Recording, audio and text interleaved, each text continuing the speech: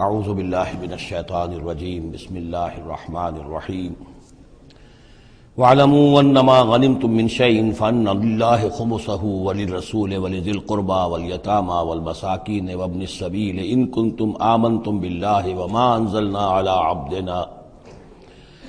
أَنزَلْنَا عَلَىٰ عَبْدِنَا يَوْمَ الْفُرْقَانِ يَوْمَ الْتَقَى الْجَمْعَانِ وَاللَّهُ عَلَىٰ كُلِّ شَيْءٍ قَدِيرٌ صدق اللہ العظیم۔ اب یہاں وہ مال غنیمت کا حکم بیان ہو رہا ہے۔ وَاعْلَمُوا جان لو انما غنمتم من شیء، جو بھی غنیمت تمہیں حاصل ہوئی ہے، فَأَنَّ لِلَّهِ خُمُسَهُ، تو اس کا خمس پانچواں حصہ تو اللہ کے لیے ہے، وَلِلرَّسُولِ اور رسول کے لیے ہے، وَلِذِي الْقُرْبَى اور رسول کے قرابت داروں کے لیے ہے۔ یہ بات سمجھ لیجئے یہاں اچھی طرح کہ در حقیقت حضور صلی اللہ علیہ وسلم کا جو معاش کا معاملہ تھا، جب تک آپ مکے میں تھے، حضرت خدیجہ الکبریٰ رضی اللہ تعالی عنہا کی دولت جو ہے اس سے آپ کا کام چل رہا تھا، جو بھی بچا کچا ان کا سرمایہ تھا۔ مدینے میں آ کر ظاہر بات ہے کہ اب آپ کے پاس اپنا کوئی ذریعہ معاش نہیں تھا، نہ آپ کوئی تجارت کرتے تھے، تو اب آپ کے اخراجات اور پھر یہ کہ آپ کے بھی قرابت دار ہیں، آپ کی ازواج مطہرات ہیں، ان کے اخراجات کہاں سے آئیں گے؟ تو مال غنیمت میں سے خمس جو ہے وہ اس کام کے لیے رکھ لیا گیا، گویا وہ بیت المال کا حصہ ہوگا، اور بیت المال ہی کفالت کرے گا حضور کی بھی اور حضور کے قرابت داروں کی بھی۔ اس کے علاوہ اس بیت المال میں یتامى والمساکین وابن السبیل، اس میں حصہ ہوگا یتیموں کے لیے بھی اور مساکین اور محتاجوں کے لیے بھی اور مسافروں کے لیے بھی۔ یہ گویا کہ پانچواں حصہ مال غنیمت کا تو ہو گیا، سرکار سمجھ لیجیے سرکاری ہو گیا، لیکن اس سرکار میں سب سے بڑا خرچ جو ہے وہ در حقیقت محمد رسول اللہ صلی اللہ علیہ وسلم کے ذاتی، آپ کے اخراجات، آپ کے ازواج مطہرات کا نان نفقہ، آپ کے قرابت داروں کا ذوی القربیٰ، جس میں آپ کو بھی تو ظاہر بات ہے کہ کچھ نہ کچھ صلہ رحمی آپ فرماتے تھے، تو اس کے لیے، اور یہ کہ یتیموں اور مساکین کے لیے وابن السبیل۔ ان کنتم آمنتم باللہ، اگر تم ایمان رکھتے ہو اللہ پر، وما انزلنا علی عبدنا، اور اس شے پر جو ہم نے نازل کی اپنے بندے پر، یوم الفرقان، فیصلے کے دن، یعنی جو شے نازل کی وہ ہے غیبی امداد، نصرت غیبی، جو فرشتے آئے۔ ظاہر بات ہے کہ وہ ایک انسین جو ہے غیب کا معاملہ ہے، فرشتوں کو دیکھا تو کسی نے نہیں، تو جیسے وحی آتی تھی حضرت جبرائیل لے کر آتے تھے تو اس پر ایمان رکھتے ہو کہ یہ قرآن جو ہے اللہ کی طرف سے ہے، ایسے ہی تمہیں یقین ہونا چاہیے کہ اللہ تعالیٰ نے اپنا وہ وعدہ پورا فرمایا اور اللہ تعالیٰ نے فرشتے بھیجے۔ تو اگر تمہیں وہ یقین ہے تو پھر تم اس حکم کو پورے طور پر یوں سمجھیے کہ دلی طور پر اس کو قبول کرو، خوش دلی کے ساتھ، پوری طریقے سے، کہ خمس جو ہے وہ تو اللہ اور اس کے رسول کا، بیت المال کا۔ بقیہ کے بارے میں حضور نے فرما دیا کہ 4/5 جو ہے یہ اب تقسیم ہو جائے گا مجاہدین کے درمیان۔ اس میں اس سے کوئی بحث نہیں ہے کہ کس نے کتنا جمع کیا، سارا مال ایک جگہ جمع ہوگا اور پھر اس کے حصے لگیں گے، چاہے کوئی پہرے پر تھا، جنگ کی نوبت ہی نہیں آئی، چاہے یہ کہ کوئی باقاعدہ جنگ میں کسی نے حصہ لیا، چاہے کسی نے مال غنیمت جمع کیا، چاہے نہیں کیا، جو بھی جنگ میں ہے ان کو برابر کا حصہ ملے گا۔ اس میں یہ ہے کہ جو سواریوں والے تھے انہیں دوہرا، اور جو پیدل تھے انہیں اکیلا، اس لیے کہ سواریاں اگر کسی کا اونٹ ہے، کسی کا گھوڑا ہے، 2 گھوڑے بھی تھے، تو ظاہر بات ہے کہ اس کے چارے وغیرہ کا بندوبست وہ خود اپنے پاس سے کرتا تھا، کوئی سپلائی لائنز تو آج کل کی جس طرح فوجوں کی ہوتی ہیں وہاں موجود نہیں تھی، لہذا جو مجاہد تھا کہ جو سوار تھا گھوڑے پر یا اونٹ پر، جس کا اپنا گھوڑا تھا، اپنا اونٹ تھا، اس کو دوہرا حصہ، اور جو عام پیادہ جو مجاہد تھا اس کو اکیلا۔ وَاعْلَمُوا أَنَّمَا غَنِمْتُم مِّن شَيْءٍ فَأَنَّ لِلَّهِ خُمُسَهُ وَلِلرَّسُولِ وَلِذِي الْقُرْبَى وَالْيَتَامَى والمساکین وابن السبیل ان کنتم آمنتم باللہ وما انزلنا علی عبدنا یوم الفرقان یوم التقى الجمعان، اس فرقان والے دن، فیصلے کے دن، جس دن کی 2 فوجیں بھڑ گئی تھیں۔ واللہ علی کل شیء قدیر، اور اللہ تعالیٰ ہر چیز پر قادر ہے۔ اذ انتم بالعدوۃ الدنیا وہم بالعدوۃ القصویٰ، اصل میں یہ جو وادی ہے جس میں بدر واقع ہوا ہے، یہ ایک گھاٹی سی ہے جو دونوں کناروں کے اوپر تو بہت تنگ ہے لیکن درمیان میں بہت کھل کر میدان بن جاتا ہے۔ اس کا ایک سرا جو ہے وہ شمال کی طرف نکل جاتا ہے اور وہ جا رہا ہے شام کی طرف، ایک سرا جنوب کی طرف ہے اور وہ جاتا ہے مکے کی طرف، ایک مشرق کی طرف آتا ہے کہ جو مدینے کی طرف آ رہا ہے، اور اکثر و بیشتر جو پہلے حاجی جاتے تھے وہ اسی راستے پر تھے، یہی راستہ تھا۔ اب تو جو نیا طریق الہجرہ بڑی اعلیٰ سڑک بن گئی ہے تو لوگوں کو ان مقامات سے گزرنے کا موقع نہیں ملتا، ورنہ بدر سے ہو کر ہی راستہ گزرتا تھا۔ تو ایسا ہوا ہے کہ اللہ تعالیٰ کی طرف سے ایسی اسکیم بن گئی، تدبیر ایسی ہو گئی کہ عین بر وقت پہنچے۔ وہ جو مدینے والا سرا تھا جو قریب تھا مدینے کے اس وادی کا، اس پر حضور پہنچے، اور عین اسی وقت جو دور والا سرا تھا، وہ گھاٹی جہاں پہ ختم ہو رہی تھی جنوب کی طرف، وہاں وہ قریش بھی پہنچ گئے بر وقت۔ جب تم تھے ورلے کنارے پر اور وہ تھے پرلے کنارے پر، اذ انتم بالعدوۃ الدنیا، دنیا ادنا کا مؤنث ہے قریب تر، وہم بالعدوۃ القصویٰ، اور وہ تھے پرلے کنارے پر، والرکب اسفل منکم، اور وہ جو قافلہ تھا وہ تم سے نیچے تھا، نیچے ہو کر گزر گیا تھا، یعنی اس کے بعد پہاڑوں کی ایک رینج تھی اور اس کے بعد پھر تہامہ کا میدان تھا۔ تو ابو سفیان نے یہ کیا تھا کہ قافلے کو لے کر اس بدر کی گھاٹی میں داخل ہی نہیں ہوئے، ادھر سے تو وہ پیغام بھی بھیج دیا تاکہ فوج ادھر سے آئے، تاکہ مسلمانوں کی توجہ بھی ہو تو فوج کی طرف ہو جائے، اور اسی میں وہ داؤ لگا کر اپنے قافلے کو بچا کر نکال کر لے جائیں، اور وہ تہامہ میں ساحل کے ساتھ ساتھ ہو کر نکل بھی گئے۔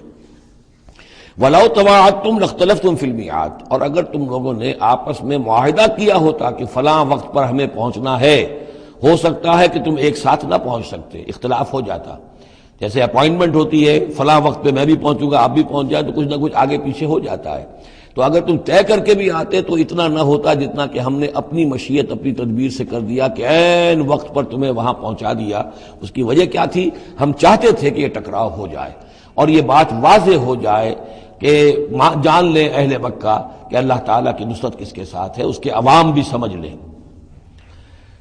وَلَٰكِن لِيَقْضِيَ اللَّهُ أَمْرًا كَانَ مَفْعُولًا، لیکن یہ سب کچھ لیے ہوا تاکہ اللہ تعالیٰ طے کر دے وہ شے، فیصلہ کر دے کہ جو ہو کر رہنی ہے، كَانَ مَفْعُولًا لِيَهْلِكَ مَنْ هَلَكَ عَنْ بَيِّنَةٍ، تاکہ اب جسے ہلاک ہونا ہے وہ ہلاک ہو بات کے واضح ہو جانے کے بعد۔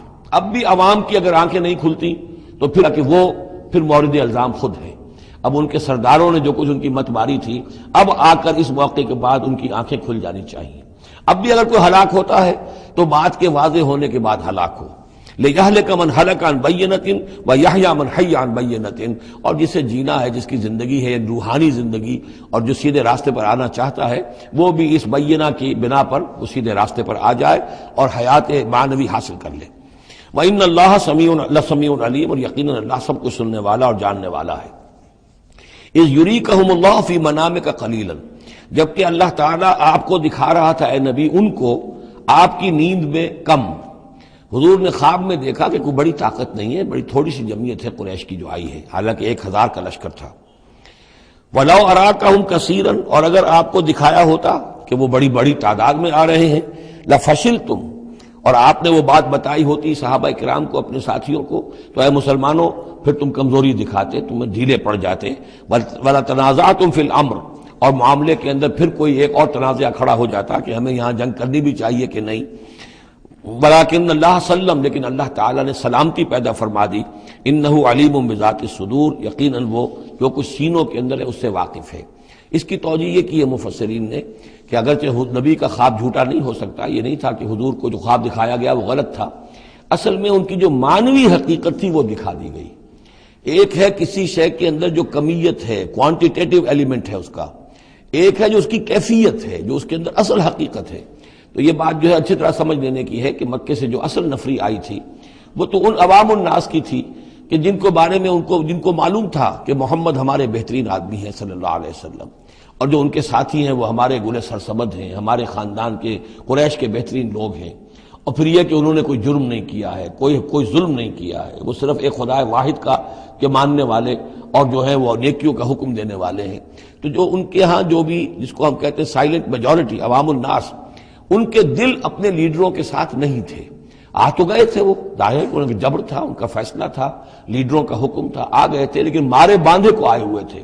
ان کے دلوں کے اندر وہ بات نہیں تھی کہ جو کسی ایسے لشکر میں ہوتی ہے کہ جو سمجھتا ہے اپنے آپ کو برحق، ہم حق کے لیے لڑ رہے ہیں، تو اس کے اندر جو طاقت ہوتی ہے اس لڑنے والے کے اندر، وہ اس شخص میں نہیں ہوتی کہ جو مارے باندھے کو لے آیا گیا ہو اور خود اسے اپنے دل میں یہ یقین نہ ہو کہ میں حق کے لیے لڑ رہا ہوں۔ اس اعتبار سے معنوی طور پر جو ان کی کیفیت تھی اس کے اعتبار سے وہ واقعتاً کم تھے۔ تو حضور کو خواب میں اللہ تعالیٰ نے ان کی اصل حقیقت دکھائی۔ وَإِذْ يُرِيكُمُوهُمْ إِذْ الْتَقَيْتُمْ فِي أَعْيُنِكُمْ قَلِيلًا وَيُقَلِّلُكُمْ فِي أَعْيُنِهِمْ، مزید برآں اللہ نے یہ کیا کہ جب دونوں لشکر ٹکرائے ہیں تو ایسی کیفیت پیدا کر دی کہ مسلمانوں کو بھی وہ تھوڑے لگ رہے تھے کہ کوئی زیادہ لوگ نہیں ہیں، اور انہیں بھی مسلمان تھوڑے نظر آ رہے تھے. یعنی یہ کہ ہر صورت اللہ نے ایسی بنا دی تھی کہ جنگ ہو اور ڈٹ کر ہو، تاکہ یہ صورتحال جو ہے یوم الفرقان ہونا اس کا بالکل واضح ہو جائے. اگر کسی وجہ سے وہ کرنی کترا جاتا معاملہ اور جنگ نہ ہوتی، مقابلہ نہ ہوتا، تو جس طریقے سے کہ اللہ اس کو فیصلہ کن دن بنا دینا چاہتا تھا، یوم الفرقان فیصلے کا دن، وہ صورتحال پیدا نہ ہوتی. لِيَقْضِيَ اللَّهُ أَمْرًا كَانَ مَفْعُولًا، تاکہ اللہ پورا کر دے اس معاملے کو کہ جو ہونے والا ہی تھا. وَإِلَى اللَّهِ تُرْجَعُ الْأُمُورُ، اور تمام معاملات بالآخر تو اللہ ہی کی طرف لوٹا دیے جائیں گے. یا ایھا الذین آمنوا اذا لقیتم فئۃ فاثبتوا، اے اہل ایمان جب بھی اب تمہارا، اب چونکہ دور شروع ہو گیا ہے، اب تمہاری جد و جہد جو ہے وہ آخری مرحلے میں داخل ہو چکی ہے، مسلح تصادم کا آغاز ہو چکا ہے، اور یہ تو ابھی پہلی جنگ ہے، ابھی جنگیں اور آنی ہیں، اگلے ہی سال غزوہ احد ہو گیا. جب بھی تمہارا مقابلہ ہو کسی فوج سے فاثبتوا، پہلا حکم تو یہ ہے کہ پھر ثابت قدم رہو، قدم جمائے رکھو. دوسرا حکم وَاذْكُرُوا اللَّهَ كَثِيرًا، اور اللہ کا ذکر کرو کثرت کے ساتھ، لعلکم تفلحون، تاکہ تم فلاح پاؤ. تمہاری جو طاقت ہے وہ اللہ تعالیٰ کے بھروسے پر ہے. وَاصْبِرْ وَمَا صَبْرُكَ إِلَّا بِاللَّهِ، ایک بندہ مومن کا صبر جو ہے وہ اللہ کے بھروسے پر ہے. لہذا اللہ یاد رہے گا، اللہ کے ساتھ قلبی تعلق، روحانی تعلق استوار ہوگا تو تم ثابت قدم رہو گے. اور اگر اللہ کے رشتہ ٹوٹ گیا، قلبی رشتہ، روحانی رشتہ، تو پھر تمہارے اندر جان نہیں ہوگی.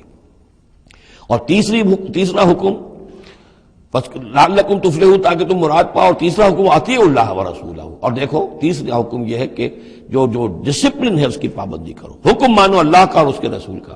اب ویسے تو یہاں اللہ کا حکم بھی کہا گیا ہے، لیکن ظاہر بات ہے کہ وہاں تو ہر وقت جو حکم آتا تھا وہ رسول کا حکم آتا تھا، اس لیے کہ قرآن بھی آ رہا ہے تو رسول کی زبان سے ادا ہو رہا ہے، اور رسول اپنی جانب سے اپنی اجتہاد کے تحت، اپنی رائے کے تحت، اپنی تدبیر کے تحت کوئی رائے دے رہے ہیں تو بھی حضور کی زبان مبارک سے ادا ہو رہا ہے. تو ویسے کہنے کو یہ اللہ اور اس کے رسول کی اطاعت کرو، لیکن عملاً وہ رسول اطاعت بن جاتی ہے. بمصطفیٰ برساں خویش را کہ دی ہمہ اوست، واطیعوا اللہ ورسولہ ولا تنازعوا، اور دیکھو آپس میں جھگڑو نہیں. یہی وہ الفاظ آئے ہیں جو سورہ آل عمران میں ہم پڑھ چکے ہیں. وَلَقَدْ صَدَقَكُمُ اللَّهُ وَعْدَهُ إِذْ تَحُسُّونَهُمْ بِإِذْنِهِ حَتَّى إِذَا فَشِلْتُمْ وَتَنَازَعْتُمْ فِي الْأَمْرِ وَعَصَيْتُمْ مِن بَعْدِ مَا أَرَاكُمْ مَا تُحِبُّونَ. اب یہ ایک سال بعد ہونے والا ہے، یہ ایک سال پہلے ان سے کہا جا رہا ہے نظم کی پابندی کرو، اطاعت رسول پر کاربند رہو. ولا تنازعوا، اختلاف نہ کرو، جھگڑا نہ ڈالو. فتفشلوا، تو تم ڈھیلے پڑ جاؤ گے. وتذهب ريحكم، اور تمہاری ہوا اکھڑ جائے گی. واصبروا، اور ثابت قدم رہو. ان اللہ مع الصابرین، یقیناً اللہ تعالیٰ صابروں کے ساتھ ہے، اللہ کی نصرت، تائید اہل صبر کے ساتھ ہے. ولا تكونوا كالذين خرجوا من ديارهم بطرا ورئاء الناس، ان لوگوں کے مانند نہ ہو جانا کبھی جو نکلے تھے اپنے گھروں سے اتراتے ہوئے، اینٹتے ہوئے، اکڑتے ہوئے لوگوں کو دکھانے کے لیے. یہ وہ قریش کا لشکر جب چلا ہے تو ابو جہل نے جو بھی ساز و سامان کیا تھا اس کے لیے ڈھول ڈمک کا بھی تھا، اور اس کے ساتھ جو ہے ہر طرح کا لاؤ لشکر، تو وہ تو جا رہے تھے بالکل اس خیال سے کہ فتح ہماری ہے ہی ہے اور ہم مسل کر رکھ دیں گے، جیسے مچھر کو مسل دیا جاتا ہے. یہ مسلمان ہیں کتنے، وہ جو ہے خوب اپنے شان و شوکت کا مظاہرہ کرتے ہوئے جا رہے تھے. وَيَصُدُّونَ عَن سَبِيلِ اللَّهِ، اور حقیقت کیا تھی کہ اللہ کے راستے سے روک رہے تھے. وَاللَّهُ بِمَا يَعْمَلُونَ مُحِيطٌ، اور جو کچھ وہ کر رہے تھے اللہ اس کا احاطہ کیے ہوئے تھا. اللہ نے، اللہ کے قابو سے باہر جانے والی ان کی کوئی تدبیر نہیں تھی. وَإِذْ زَيَّنَ لَهُمُ الشَّيْطَانُ أَعْمَالَهُمْ، اور جبکہ شیطان نے ان کے لیے ان کے اعمال کو مزین کر دیا تھا. وَقَالَ لَا غَالِبَ لَكُمُ الْيَوْمَ، اور اس نے ان کے کان میں یہ پھونک ماری تھی، یہ وسوسہ ڈالا تھا، آج تم پر کوئی غالب نہیں آ سکتا. مکے سے نکلی ہو نفری اور 1000 کی، یہ تو گویا کہ بڑی انہونی سی بات تھی. عرب کے اندر اس طرح کے مواقع بہت کم آتے تھے، تو گویا کہ وہ انہیں پٹیاں پڑھاتا آ رہا تھا، پھونکے مارتا آ رہا تھا، آپ پر کوئی غالب نہیں آ سکتا. لا غالب لکم اليوم من الناس، کوئی انسانوں میں سے تم پر غالب نہیں آ سکتا. وانی جار لکم، اور میں بھی تمہارے ساتھ ہی ہوں.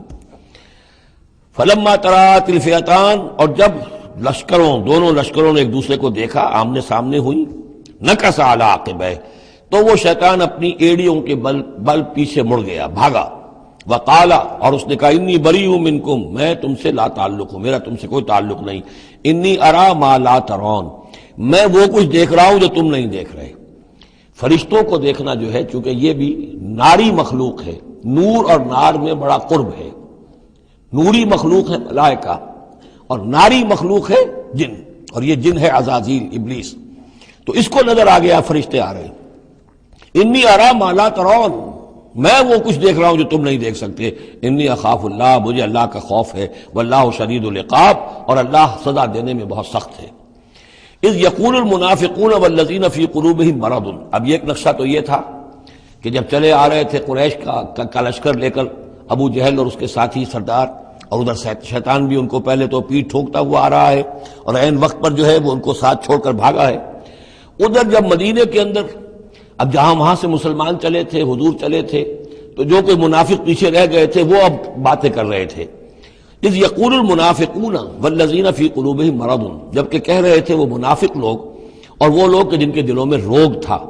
غر ہؤلاء دینہم، ان مسلمانوں کو تو ان کے دین نے بالکل دھوکے میں ڈال دیا ہے، مت ماری گئی ہے، دماغ خراب ہو گیا ہے، قریش سے ٹکرانے چلے ہیں، ان کی عقل جواب دے گئی ہے. ہم تو پہلے بھی سمجھتے تھے کہ یہ سفہاء ہیں، بے وقوف ہیں، احمق ہیں، لیکن اب تو معلوم ہوتا ہے کہ سرے سے مت ماری گئی. غر ہؤلاء دینہم، ان کے دین نے ان کی مت مار دی. ومن یتوکل علی اللہ فإن اللہ عزیز حکیم، انہیں کیا پتا کہ جو کوئی توکل کرے اللہ پر تو اللہ تعالیٰ زبردست ہے، حکمت والا. وَلَوْ تَرَىٰ يَتَوَفَّى الَّذِينَ كَفَرُوا الْمَلَائِكَةُ، اور کاش تم دیکھ سکتے جب کہ قبض کرتے ہیں فرشتے ان کافروں کو، ان کی جانوں کو. یضربون وجوہہم، ان کے چہروں پر ضرب لگاتے ہوئے، وادبارہم، اور ان کی پیٹھوں پر. وذوقوا عذاب الحریق، اور کہتے اب چکھو جلنے کا عذاب. ذالک بما قدمت ایدیکم، اور یہ وہ کچھ ہے جو تمہارے اپنے ہاتھوں نے آگے بھیجا ہے. وان اللہ لیس بظلام للعبید، اور یہ کہ اللہ تو ہرگز اپنے بندوں کے حق میں ظالم نہیں ہے، ظلم کرنے والا نہیں ہے. کداب آل فرعون والذین من قبلہم، جیسے کہ معاملہ ہوا آل فرعون کا اور ان کا جو ان سے پہلے تھے. آل فرعون سے پہلے قوم شعیب سے پہلے صدوم اور عمورہ کی بستیاں، ان سے پہلے قوم سمود، ان سے پہلے قوم عاد، ان سے پہلے قوم نوح. یہ ہم سورہ اعراف کے اندر یہ ساری چیزیں پڑھ کر آئے. کداب آل فرعون والذین من قبلہم کفروا بآیات اللہ، انہوں نے بھی اللہ کی آیات کا کفر کیا. فاخذہم اللہ بذنوبہم، تو اللہ نے پکڑ لیا انہیں ان کے گناہوں کی پاداش میں.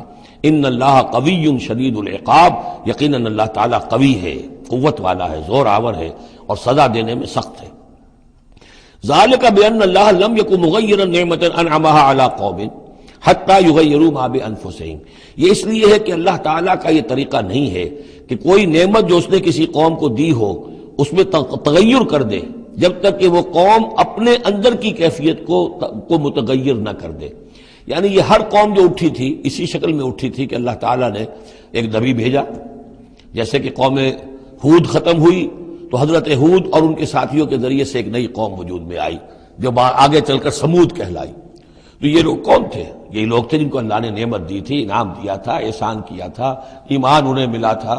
لیکن جب انہوں نے اپنی اس نعمتوں کو بدل دیا، کفر کی روش پر آ گئے، توحید کی پگڈنڈی چھوڑ کر، توحید کی شاہراہ کو چھوڑ کر شرک کی پگڈنڈیوں پہ مڑ گئے، تو پھر اللہ تعالیٰ کی نعمت بھی تبدیل ہو جاتی ہے. اللہ تعالیٰ نعمت سلب کر لیتا ہے، انعام کی جگہ پر اللہ کا عذاب آ جاتا ہے. ذالک بان اللہ لم یکن مغیرا نعمۃ انعمها علی قوم حتی یغیروا ما بانفسہم. یہی ہے جو مضمون آگے بھی آئے گا سورہ رعد میں بھی، اور اس کو پھر یہ کہ اردو میں بھی ایک شعر میں لوگوں نے پیش کیا ہے کہ خدا نے آج تک اس قوم کی حالت نہیں بدلی، نہ ہو جس کو خیال آپ اپنی حالت کے بدلنے کا. قوموں کے اپنے اندر کے حالات بدلتے ہیں تو پھر تقدیر بدلتی ہے. صرف خواہش سے، وشفل تھنکنگ سے، امانی سے کوئی بات نہیں ہوا کرتی. اور قوم ظاہر بات ہے کہ افراد پر مشتمل ہوتی ہے. پہلے کچھ افراد بدلیں گے، ان کے اندر قلب ماہیت ہوگی، ان کا باطن بدلے گا، ان کی سوچ، ان کے نظریات، ان کے خیالات، ان کے مقاصد، ان کی دلچسپیاں، ان کی امنگیں تبدیل ہو جائیں گی. یہ اندر کے بدلے ہوئے لوگ جو ہیں جب کثیر تعداد میں ہوں گے تو پھر یہ مل جل کر زور لگائیں گے، طاقت لگائیں گے، معاشرے کو بدل دیں گے، اور پھر یہ اس طریقے سے کہ انقلاب آئے گا. کیوں بجاں در رفت جہاں دیگر شود، جہاں چو دیگر شد جہاں دیگر شود. جب یہ قرآن کسی کے اندر اتر جاتا ہے اس کے اندر ایک تبدیلی آ جاتی ہے، بالکل بدل جاتا ہے انسان اندرونی طور پر. اور یہ اندرونی تبدیلی ہے جو عالمی انقلاب تک ممتد ہو سکتی ہے. واللہ وان اللہ سمیع علیم، اللہ سب کچھ سننے والا، جاننے والا ہے. کداب آل فرعون، جیسے کہ دستور تھا یا ہوا معاملہ آل فرعون کا، والذین من قبلہم، اور جو ان سے پہلے تھے. کذبوا بآیات ربہم، انہوں نے اپنے رب کی آیات کو جھٹلایا. فاہلکناہم بذنوبہم، تو ہم نے ان کو ہلاک کر دیا ان کے گناہوں کی پاداش میں. واغرقنا آل فرعون، اور آل فرعون کو ہم نے غرق کر دیا. وکل کانوا ظالمین، اور یہ سب کے سب ظالم تھے. ان شر الدواب عند اللہ الذین کفروا فهم لا یؤمنون، بدترین چوپائے اللہ کے نزدیک یہی لوگ ہیں اللہ کے نزدیک جو کفر کرتے ہیں اور وہ ایمان نہیں لاتے. یعنی وہی جو آیت ہم پڑھ چکے سورہ اعراف میں کہ یہ لوگ انسان نظر آتے ہیں، حقیقت میں انسان نہیں ہیں. لہم قلوب لا یفقہون بہا ولہم اعین لا یبصرون بہا ولہم آذان لا یسمعون بہا اولئک کالانعام بل ہم اضل. وہ چوپایوں کے مانند ہیں بلکہ ان سے بھی گئے گزرے.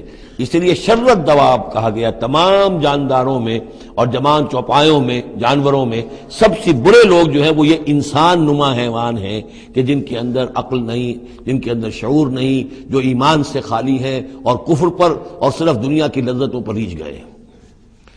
الذین عاہدت منہم ثم ینقضون عہدہم فی کل مرۃ وہم لا یتقون.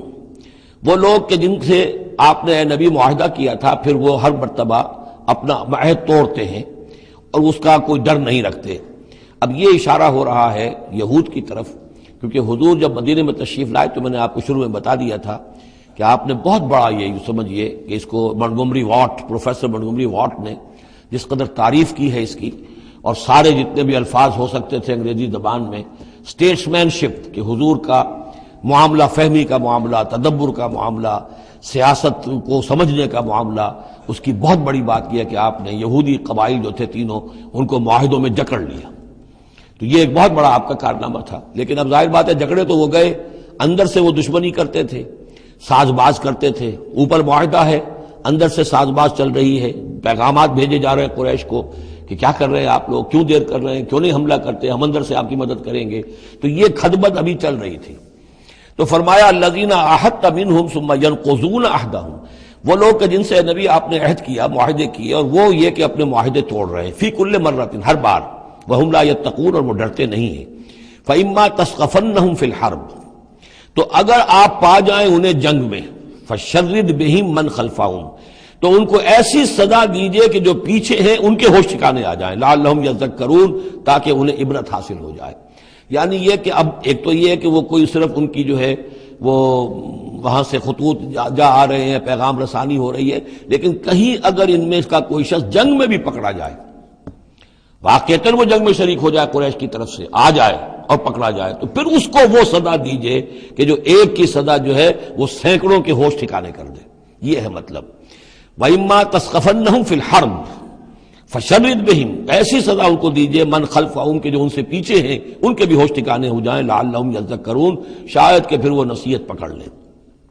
وَإِمَّا تَخَافَنَّ مِنْ قَوْمٍ خِيَانَةً، اور اگر آپ کسی کو قومی سطح پر اندیشہ ہو جائے آپ کو کسی سے کہ وہ خیانت پر اتر آئی ہے، یعنی ایک ہے انڈیویجول ایکٹس. بنو قریظہ کا کوئی شخص ہے جو کام کر رہا ہے، بنو قریظہ کا سردار کہے گا صاحب مجھے کیا معلوم، یہ ایک شخص کا انڈیویجول معاملہ ہے، اس نے کوئی خط لکھ دیا ہوگا قریش کو یا کوئی سلسلہ جرمانی کیا ہوگا، لیکن یہ ہمارا اجتماعی معاملہ نہیں ہے، ہم معاہدے کے پابند ہیں. بنو قینقاع کا کوئی شخص ہے اس نے کر دیا، تو اس کے لیے تو پہلا حکم آ گیا. وہ کہیں اگر مل جائے، جنگ میں مل جائے، کیونکہ ویسے تو اسے ہاتھ نہیں لگا سکتے، معاہدہ ہے ان کے ساتھ، تو معاہدہ ہے، اس کو کیا سزا دیں گے. لیکن یہ کہ جنگ میں کہیں آ جائے، اتنی جرأت کر جائے، تو پھر اس کو وہ سزا دیجیے گا کہ جو پیچھے بیٹھے ہوئے ہیں، جو ڈورے ہلا رہے ہیں، تارے ہلا رہے ہیں، ان کو بھی ہوش ٹھکانے آ جائے. لیکن یہ کہ اگر آپ کو اندیشہ ہو جائے کہ کوئی قبیلہ جو ہے وہ خلاف ورزی کرنے پر اتر آیا ہے، خیانت کرنے پر اتر آیا ہے. وَإِمَّا تَخَافَنَّ مِنْ قَوْمٍ خِيَانَةً، کسی کی طرف سے خیانت کا آپ کو اندیشہ ہی ہو جائے، فَانبِذْ إِلَيْهِمْ عَلَىٰ سَوَاءٍ، تو پھر پھینک دیجئے ان کی طرف کھلم کھلا، یعنی پھر معاہدے کو ایبروگیٹ کیجئے، کہہ دیجئے کہ آج سے ہمارا کوئی معاہدہ نہیں. یہ نہیں ہے کہ معاہدہ بھی قائم رہے اور آپ ان کے خلاف اقدام بھی کر دیں، یہ صحیح نہیں. اس لیے کہ یہ مقام جو ہے اخلاقی اعتبار سے بھی غلط ہے، اور خاص طور پر آپ کا مقام، مقام نبوت، اس کے اعتبار سے کسی درجے میں بھی نہیں ہے کہ کسی قوم کے ساتھ معاہدہ بھی ہے، آپ کو اندیشہ ہے کہ وہ خیانت کر رہے ہیں، تو آپ کھلم کھلا اعلان کر دیجئے کہ آج سے میرا اور تمہارا کوئی معاہدہ نہیں، پھر اقدام کیجئے. لیکن یہ کہ بغیر اس اعلان کے کوئی اقدام کرنا ان کے خلاف، یہ در حقیقت اللہ تعالیٰ جو اخلاق چاہتا ہے اہل ایمان کے، اس کے منافی ہے. وَإِمَّا تَخَافَنَّ مِنْ قَوْمٍ خِيَانَةً فَانبِذْ إِلَيْهِمْ عَلَىٰ سَوَاءٍ. اصل میں یہی وہ بات تھی جس کے حوالے سے مولانا مودودی مرحوم نے 1948 میں یہ جو جہاد کشمیر اس وقت ہو رہا تھا اس کے بارے میں رائے ظاہر کی تھی کہ ہندوستان کے ساتھ ہمارے سفارتی تعلقات ہیں، بھارت کے ساتھ ہمارا سارا معاملہ معاہدات کے اوپر چل رہا ہے، پھر اگر یہ کہ معاملہ جو ہے دوسری طرف ہم یہ شکل کر رہے ہیں کہ وہاں پر جنگ کا معاملہ کر رہے ہیں تو یہ غلط ہے، شریعت کی روح سے، قرآن کی روح سے غلط ہے۔ ہمیں کھلم کھلا اعلان کرنا چاہیے، جو بھی ہو اللہ تعالیٰ پر بھروسہ رکھنا چاہیے، کھل کر سامنے آنا چاہیے۔ یہ یا کہ میز کے اوپر تو معاہدہ ہے، ہاتھ مل رہے ہیں اور میز کے نیچے سے ٹانگیں گھسیٹی جا رہی ہیں، یہ دنیا داروں کا دھندا تو ٹھیک ہے، لیکن اسلام کی روح سے ایک اسلام کے نام پر بننے والی مملکت کی حکومت کا یہ طرز عمل درست نہیں ہے۔ یہ تھا وہ معاملہ جو سن 48 میں مولانا مودودی نے یہ رائے ظاہر کی تھی، اور اس پر پھر کافی ان کے خلاف جو ہے عوامی جذبات جو ہیں وہ بہت جو ہے اس وقت بہت بلند ہو گئے تھے، مشتعل ہو گئے تھے، اس لیے کہ عوام کی اپنی سوچ ہوتی ہے۔ وَإِمَّا تَخَافَنَّ مِنْ قَوْمٍ خِيَانَةً فَانبِذْ إِلَيْهِمْ عَلَىٰ سَوَاءٍ، معاہدہ ان کے منہ پر دے مارو، ان اللہ لا يحب الخائنین، یقیناً اللہ تعالیٰ کو خیانت کرنے والے پسند نہیں ہے۔ وَلَا يَحْسَبَنَّ الَّذِينَ كَفَرُوا سَبَقُوا، اور نہ سمجھے وہ لوگ جنہوں نے کفر کیا ہے کہ وہ بچ نکلے ہیں، یعنی یہ کہ اب اگر کچھ لوگ بچ کے بھی تو چلے گئے نا، آخر 1000 کی نفری آئی تھی، انہم لا یعجزون، یہ جو بچ کر چلے گئے وہ یہ نہ سمجھے کہ وہ اللہ کو عاجز کر دیں گے، وہ عاجز نہیں کر سکیں گے۔ وَأَعِدُّوا لَهُم مَّا اسْتَطَعْتُمْ، اور اے مسلمانوں اب جب یہ نیا دور شروع ہو ہی گیا ہے تمہاری اس دعوت و تحریک کا، تو اب پوری طریقے سے اپنے امکان بھر سامان حرب تیار کرو۔ اعدوا لہم، اعداد، تیاری کرنا، اسلحہ تیار کرو، سامان جنگ تیار کرو، گھوڑے تیار رکھو، رسالہ تمہارا ہونا چاہیے، جو بھی تمہارے لیے ممکن ہے۔ یہ توکل کا مطلب یہ نہیں ہے کہ تم ہاتھ پر ہاتھ دھر کر بیٹھ رہو اللہ تمہاری مدد کرے گا۔ اعدوا لہم ما استطعتم، اپنی استطاعت جو ہے اس کی حد تک تو پوری تیاری کرو، من قوت، طاقت سے بھی، ومن رباط الخیل، اور پلے ہوئے گھوڑوں کے ذریعے سے بھی، اس لیے کہ اس زمانے میں جنگ کے لیے سب سے زیادہ جو مؤثر شے تھی آپ کو معلوم ہے وہ گھوڑا، تیز رفتار ہے، اونٹ جو ہے تیز دوڑ نہیں سکتا ہے۔ اور اسی حوالے سے آج سمجھ لیجئے ہمارے لیے بہت اہم مسئلہ ہے یہ، اللہ تعالیٰ نے شاید عالم اسلام میں پورے میں پتہ نہیں 50 60 70 کتنے ملک دنیا میں ہیں مسلمان کہلاتے ہیں، ایک ملک ہے صرف جسے ایٹمک صلاحیت دی ہے، اور یہ امانت پوری امت مسلمہ کی ہے، مسلمانوں نے پاکستان کے پاس، اور اس کے بارے میں اگر امریکہ کا دباؤ قبول کر لیا گیا تو یہ سب سے بڑی خیانت ہوگی اللہ کے ساتھ، امت مسلمہ کے ساتھ، اللہ کے دین کے ساتھ۔ وہ اسرائیل لے کر بیٹھا ہوا ہے ایٹم بم کے، اس کے پاس انبار لگے ہوئے، لیکن یہ ہے کہ ساری پالیسی جو چل رہی ہے وہ یہ کسی طریقے سے پاکستان کا، ایک عراق کے بارے میں اندیشہ ہوا تھا کہ اسے ایٹمی دانت نکل سکتے ہیں، اس ایک مرتبہ اس کا وہ ایٹمک پلانٹ جو ہے اس کا بھرکس نکال دیا تھا، دوسری مرتبہ یہ کہ اس کا پورا بھرکس ہی نکل گیا، اگلا پچھلا کھایا پیا سب اگلوا دیا۔ اب پاکستان پر سارا دباؤ، ساری ڈپلومیسی جو بھی چل رہی ہے اس وقت، کان کھولنے کی اور آنکھیں کھول کر دن گزارنے کی ضرورت ہے۔ ہمیں حکم یہ کہ جو بھی اللہ نے تمہیں دیا ہے، تمہارا امکان، جو بھی تمہارے پاس امکانی طاقت ہے اسے سنبھال کر رکھو، ڈیٹرنٹ۔ اعدوا لہم ما استطعتم من قوت ومن رباط الخیل ترہبون بہ عدو اللہ، تاکہ تم اللہ کے دشمنوں کو اس سے ڈرا سکو، یہی ہے ڈیٹرنٹ، تو معلوم ہو کہ ان کے پاس وہ طاقت ہے۔ وعدوکم، اور اپنے دشمنوں کو بھی ڈرا سکو، وآخرین من دونہم، ایک تو ہے اللہ کے دشمن اور تمہارے دشمن ایک اور بھی ہیں جو ان کے سوا ہیں، ان کے پرے ہیں، انہیں تم نہیں جانتے، لا تعلمونہم اللہ یعلمہم، اللہ انہیں جانتا ہے، یعنی وہ مارے آستین منافقین ہیں، یہ تمہاری اپنی آستینوں کے اندر بیٹھے ہوئے ہیں، تمہیں پتہ بھی نہیں ہے کہ وہ لوگ بھی در حقیقت ففتھ کالمسٹ عنصر ہے کہ جو در حقیقت تمہاری تباہی چاہتا ہے، بربادی چاہتا ہے۔ وما تنفقوا من شيء، اب ظاہر بات ہے کہ اگر ساز و سامان فراہم کرنا ہے، اسلحہ فراہم کرنا ہے، اور ساز و سامان کے لیے جو ہے گھوڑے تیار کرنے ہیں تو انفاق کرنا پڑے گا۔ انفقوا مما رزقناکم وما تنفقوا من شيء في سبيل الله يوفى اليكم، اور دیکھو جو کچھ بھی تم خرچ کرو گے اللہ کی راہ میں وہ پورا پورا تمہیں مل جائے گا، پورا پورا دیا جائے گا۔ وانتم لا تظلمون، اور تم پر کوئی زیادتی نہیں ہوگی، تمہاری کوئی حق تلفی نہیں ہوگی۔ تم دو تو صحیح، اب وہ پورے 2 رکوع ذہن میں لے آئیے جو سورہ بقرہ میں ہم نے پڑھے تھے کہ اگر کوئی شخص اللہ کی راہ میں مال خرچ کرتا ہے، فی سبیل اللہ خرچ کرتا ہے، تو جیسے ایک دانہ جو ہے وہ زمین کے اندر ڈال دیتے ہو، اس سے جو ایک پودا نکلتا ہے اس میں سٹے ہوتے ہیں، 7 سٹے ہیں، اور ہر سٹے کے اندر 100 دانے ہیں، تو وہ ایک دانہ 700 دانے پیدا کر رہا ہے، اور اللہ تعالیٰ جس کو چاہے گا 700 گنا سے بھی زیادہ اجر و ثواب دے گا۔ کہاں سیت کر رکھ رہے ہو اپنے پیسے، خرچ کر دو اسے، اس لیے کہ اب اس دعوت کا اور اس تحریک کا اور محمد رسول اللہ کی جو جد و جہد ہے اس کا وہ مرحلہ آ گیا ہے کہ اب ساز و سامان اور کیل کانٹے سے لیس ہونا ضروری ہے۔ وَأَعِدُّوا لَهُم مَّا اسْتَطَعْتُم مِّن قُوَّةٍ وَمِن رِّبَاطِ الْخَيْلِ ترہبون بہ عدو اللہ وعدوکم وآخرین من دونہم لا تعلمونہم اللہ یعلمہم وما تنفقوا من شیء فی سبیل اللہ یوفی الیکم وانتم لا تظلمون وإن جنحوا للسلم فانجح لها، اور اے نبی اگر وہ اپنے بازو اپنے کندھے نیچے گرا دے امن کے لیے، صلح کے لیے، اگر قریش آمادہ ہو جاتے ہیں تو آپ بھی جھک جائیے، کوئی بات نہیں، صلح کر لیجیے۔ وتوکل علی اللہ، اللہ پر توکل کیجیے، یعنی یہ کہ اگر وہ صلح کرنے کے اوپر آمادہ ہے صلح کر لیجئے، اور ڈریے نہیں کہ ہو سکتا ہے وہ چال چل رہے ہوں، نہیں، صلح کا جواب صلح سے دیجئے، لیکن یہ کہ اللہ پر توکل کیجئے، وہ السمیع العلیم، وہ سب کچھ انہ هو السمیع العلیم، یقیناً وہ سب کچھ سننے والا اور جاننے والا ہے۔ وَإِن يُرِيدُوا أَن يَخْدَعُوكَ، اور اگر وہ چاہتے ہو کہ آپ کو دھوکہ دے دیں فَإِنَّ حَسْبَكَ اللَّهُ، تب بھی آپ نہ گھبرائیں، آپ کے لیے اللہ کافی ہے، اللہ کی طرف سے ضمانت ہے۔ هُوَ الَّذِي أَيَّدَكَ بِنَصْرِهِ وَبِالْمُؤْمِنِينَ، وہی تو ہے اللہ جس نے اے نبی آپ کی مدد کی ہے اپنی نصرت سے اور اہل ایمان کے ذریعے۔ یہ ذرا نوٹ کیجئے، اللہ نے محمد کی مدد کی ہے اہل ایمان کے ذریعے، یعنی اللہ تعالیٰ کا یہ فضل ہوا محمد رسول اللہ صلی اللہ علیہ وسلم پر کہ ایسے صحابہ عطا فرمائے جو مخلص تھے، کہ جہاں آپ کا پسینہ گرا وہاں انہوں نے اپنی خون کی ندیاں بہا دی۔ حضرت موسیٰ کو ایسے ساتھی میسر نہیں آئے، کیا حال تھا جبکہ ان کو کہا گیا اللہ کی راہ میں جنگ کرو، اور ان کا فضل بنتا و رب کا فقاتل انا ہاؤنا قاعدون، جاؤ تم جاؤ، ہم بیٹھے ہیں یہاں۔ رب انی لا املک الا نفسی واخی فافرق بیننا و بین القوم الفاسقین۔ یہاں یہ ہوا تھا جب دوسری مرتبہ مقام صفرا پر جب ہوئی ہے جو مشاورت، اور وہ بڑی یوں سمجھیے کہ کانٹے کی مشاورت تھی، وہاں بھی کچھ لوگ زور دے رہے تھے مسلسل کہ چلیے ہمیں چلنا چاہیے پہلے قافلے کی طرف، وہ تو آپ کو سیرت کی کتابوں میں پڑھنا ہوگا، لیکن یہ ہے کہ اس وقت حضور کا منشا یہ تھا، آپ بار بار کہ اچھا آپ اور لوگ مشورہ دیں، اور لوگ بھی مشورہ دیں۔ حضرت مقداد نے کھڑے ہو کر یہی بات کہی رضی اللہ تعالیٰ عنہ، اے نبی آپ ہمیں موسیٰ کے ساتھی نہ سمجھیے جنہوں نے کہہ دیا تھا وَسَبَنْتَ وَرَبُّكَ فَقَاتِلَا إِنَّا هَاهُنَا قَاعِدُونَ، ہم آپ کے ساتھی ہیں، آپ جو حکم دیں ہم حاضر ہیں۔ حضرت ابوبکر نے تقریر کی، حضرت عمر نے تقریر کی، حضور دیکھ رہے ہیں انصار کا کیا منشا ہے، ان کی کیا رائے ہے۔ پھر کھڑے ہوئے حضرت سعد، انہوں نے کہا ہے کانک تعنینا یا رسول اللہ، اے اللہ کے رسول شاید آپ کا روح سخن ہماری جانب ہے، شاید اس وجہ سے کہ ہمارا جو معاہدہ ہوا تھا بیعت عقبہ ثانیہ میں وہ یہ تھا کہ اگر مدینے پر حملہ ہوگا تو ہم آپ کی حفاظت کریں گے، شاید یہ گمان ہے آپ کا۔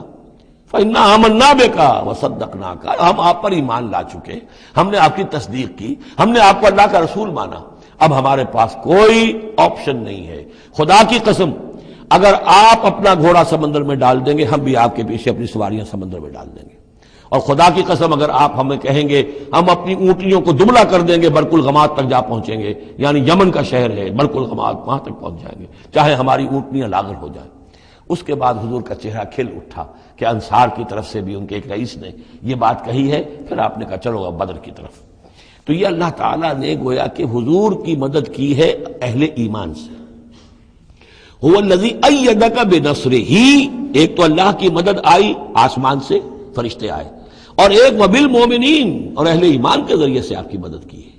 من انصاری الی اللہ، کون ہے میرا مددگار اللہ کی راہ میں۔ وَأَلَّفَ بَيْنَ قُلُوبِهِمْ، اور ان اہل ایمان کے دلوں میں اللہ نے محبت پیدا کر دی۔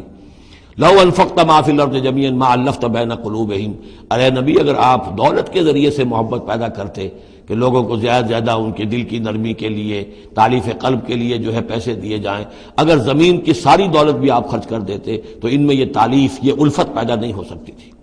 وَلَٰكِنَّ اللَّهَ أَلَّفَ بَيْنَهُمْ، یہ تو اللہ تعالیٰ ہی نے ان کے مابین یہ الفت پیدا کر دی ہے۔ یہ ہم سورہ آل عمران میں بھی پڑھ چکے ہیں کہ تمہارا معاملہ جو ہے اِذْ كُنْتُمْ أَعْدَاءً فَأَلَّفَ بَيْنَ قُلُوبِكُمْ فَأَصْبَحْتُمْ بِنِعْمَتِهِ إِخْوَانًا، آیت نمبر 103 ہے سورہ آل عمران کی۔ وَكُنْتُمْ عَلَىٰ شَفَا حُفْرَةٍ مِّنَ النَّارِ فَأَنقَذَكُم مِّنْهَا كَذَٰلِكَ يُبَيِّنُ اللَّهُ لَكُمْ آيَاتِهِ لَعَلَّكُمْ تَهْتَدُونَ، تم تو تباہی کے آگ کے گڑھے کے کنارے تک پہنچ چکے تھے۔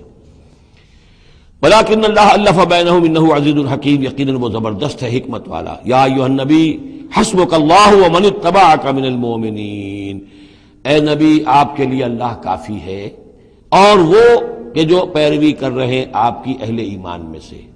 ایک ترجمہ تو اس کا یہ ہوگا، یعنی جو اگر اوپر والی آیت کے ساتھ اس کو جوڑے، ایک یہ بھی ہو سکتا ہے اے نبی اللہ کافی ہے آپ کے لیے بھی اور جو آپ کی پیروی کرنے والے ہیں مسلمان ان کے لیے بھی۔ ان کے لیے بھی اللہ کفایت کرتا ہے، ان کی مدد کے لیے، ان کو سہارا دینے کے لیے۔ تو یہ ایسی کنسٹرکشن ہے جملے کی کہ دونوں معنی لیے جا سکتے ہیں۔ یا ایھا النبی حرض المؤمنین علی القتال، اب یہ تحریض کا لفظ پھر آ گیا جو سورہ نساء میں ہم پڑھ چکے ہیں۔ وحرض المؤمنین علی القتال، اے نبی شوق دلائیے، ترغیب دلائیے، ابھاریے، ایمان کے جذبات کو ذرا اپیل کیجئے اہل ایمان کے کہ وہ قتال پر آمادہ ہوں۔ یہ میں آپ کو بتا چکا ہوں کہ اعلان عام اس طریقے کا کہ فرض ہے جنگ میں نکلنا ہر مسلمان کے لیے، یہ صرف تبوک میں ہوا سن 9 میں جا کر۔ پورے 9 برس تک قتال فی سبیل اللہ کے لیے تحریض تھی، ترغیب تھی، اور یہ تحریض گاڑی ہو کر تحریض بن گئی، بس لازم نہیں تھا۔ اسی لیے ہم سورہ نساء میں پڑھ چکے ہیں کہ اس کے باوجود جو اس ترغیب کی وجہ سے آگے بڑھے، قتال کے لیے نکلے، ان کے اونچے درجات ہیں۔ لیکن یہ کہ جن لوگوں کو چونکہ فرض عین نہیں کیا گیا تھا، لہذا اگر کوئی نہیں نکلے تو ان کے اوپر کوئی مواخذہ نہیں۔ لیکن یہ کہ غزوہ تبوک میں نفیر عام تھی کہ ہر صاحب ایمان کا نکلنا ضروری ہے۔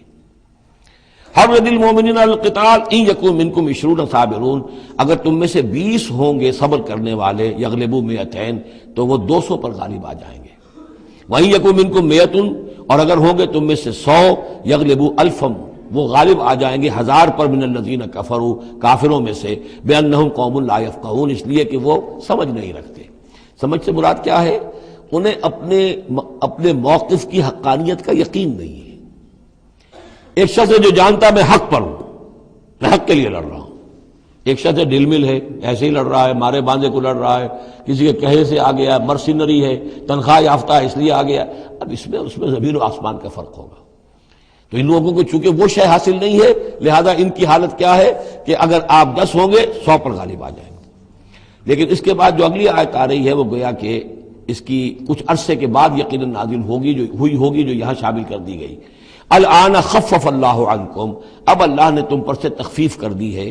وعلم ان فیکم ضعفا، اور اللہ کے علم میں ہے یہ بات کہ تمہارے اندر کچھ کمزوری آ گئی ہے۔ لیکن یہ کمزوری کیسے آئی ہے اس کو سمجھ لینا چاہیے۔ سابقون الاولون، مہاجرین اور انصار کے اندر کوئی کمزوری نہیں آئی معاذ اللہ، ابو بکر اور عمر میں یا سعد ابن معاذ میں رضی اللہ تعالیٰ عنہ اجمعین، ان میں کوئی کمزوری نہیں آئی۔ لیکن جو نئے مسلمان آ رہے تھے، جن کی ابھی تربیت نہیں ہوئی تھی، اوسط گر رہا ہے۔ ظاہر بات ہے جو نئے لوگوں کی تعداد بڑھ رہی ہے، جن کی تربیت اتنی نہیں ہوئی ہے، جن کے اندر ایمان ابھی اتنا گہرا نہیں اترا ہے، اتنا راسخ نہیں ہوا ہے، تو اس کے حوالے سے اب فرض کیجئے کہ 1000 کے اندر پہلے تو ایسے ہوتے تھے کچے پکے جو ہیں وہ 20 ہیں، 50 ہیں، 100 ہیں، اب یہ ہے کہ ان کی تعداد بڑھتی جا رہی ہے اگر، تو نتیجہ کیا ہوگا کہ اوسط جو ہے وہ گر جائے گی۔ اس اوسط کے اعتبار سے اب تمہارے اندر کچھ کمزوری آ گئی ہے۔ فَإِن يَكُن مِّنكُم 100 صَابِرَةٌ يَغْلِبُوا 200، اب بھی یہ ہے کہ اگر تمہارے اندر 100 ہوں گے کہ جو صبر کرنے والے ہوں گے وہ 200 پر غالب آ جائیں گے۔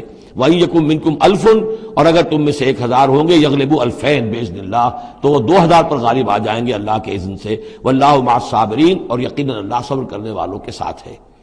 مَا كَانَ لِنَبِيٍّ أَن يَكُونَ لَهُ أَسْرَىٰ، اب یہ ایک اور بہت نازک معاملہ ہوا جو غزوہ بدر کے بعد، کہ وہ جو 70 قیدی پکڑے گئے ان کا کیا کیا جائے۔ جو قریش کے 70 قیدی، اب اس کی ایک شکل تو یہ تھی، مشاورت کی حضور نے، حضرت ابو بکر کی ایک رائے تھی، حضور کی اپنی رائے بھی وہی تھی، اس لیے کہ جو مزاج حضور کا تھا، آپ شفیق، نرم، رؤوف، رقیق القلب، یہی معاملہ حضرت ابو بکر کا تھا۔ حضرت عمر تھے سخت، اشدہم فی امر اللہ عمر، حضرت عمر کی یہ رائے تھی کہ ان سب کو قتل کر دینا چاہیے، اگر ہم نے فدیہ لے کر یا قوم معاف کر دیا ویسے ہی چھوڑ دیا، یہ پھر دوبارہ آئیں گے، کفر کو تقویت حاصل ہوگی۔ تو اس کو تو جب تک کہ کفر کی کمر ٹوٹ نہ جائے، یہ سانپ جو ہے جب تک کہ پوری طرح کچلا نہ جائے، اس وقت تک جو ہے ہمیں کوئی نرمی نہیں کرنی چاہیے، بلکہ وہ اس حد تک تھے کہ ہم میں سے یہ جو قیدی آئے ہیں جو ان کے قریب ترین عزیز ہوں، بس مہاجرین کے اندر وہ لوگ موجود تھے، قریش کے جو لوگ پکڑے گئے ہیں تو مہاجرین جو تھے یہاں صحابہ کرام وہ بھی تو قرشی تھے، تو اپنے قریب ترین عزیزوں کو اپنے ہاتھ سے قتل کریں۔ یہ حضرت عمر کی رائے تھی۔ حضور صلی اللہ علیہ وسلم کی رائے اور حضرت ابو بکر کی رائے بھی یہ تھی کہ نہیں، نرمی کی جائے، فدیہ لے کر چھوڑ دیا جائے۔ فیصلہ ہو گیا، اس پر عمل ہو گیا، لیکن پھر جو یہ آیت اتری ہے یہ پھر بہت سخت ہے اس میں اس فیصلے کو غلط قرار دیا گیا، اگرچہ فیصلہ ہو گیا ٹھیک ہے، لیکن یہ کہ اس کے اوپر گرفت ہوئی ہے کہ یہ نہیں ہونا چاہیے تھا۔ یہ مضمون بنیادی طور پر یہ سورہ محمد میں آئے گا صلی اللہ علیہ وسلم، اور وہاں تفصیل کے ساتھ اس کی پوری بات آ چکی ہے۔ اور چونکہ سورہ محمد سورہ بقرہ سے بھی پہلے نازل ہو چکی تھی، سورۃ القتال، اس حوالے سے یہ بات جو ہے بہت اہم ہے کہ اس میں یہ قاعدہ قانون آ چکا تھا، اس کے باوجود اس بات کا ہو جانا یہ گویا کہ ایک طرح سے ایک کوتاہی ہوئی ہے، وقتی طور پر نظر انداز ہو گیا اللہ تعالیٰ کا مستقل حکم۔ ما کان لنبی ان یکون لہ اسریٰ، کسی نبی کے لیے یہ جائز نہیں ہے کہ اس کے پاس قیدی ہوں، حتی یسخن فی الارض، جب تک کہ زمین کے اندر خوب خونریزی نہ ہو لے، یعنی باطل کی کمر نہ توڑی جا چکی ہو، اس وقت تک قیدی رکھنا۔ قیدی رکھنے کا مطلب تو ہے کہ وہ زندہ رہیں گے، آج نہیں تو کل انہیں چھوڑنا پڑے گا، آپ چھوڑیں گے ان کو، وہ پھر کفر کی تقویت کا باعث بنیں گے۔ تريدون عرض الدنیا، تم دنیا کا ساز و سامان چاہتے ہو، یعنی فدیہ ملے گا، مال ملے گا۔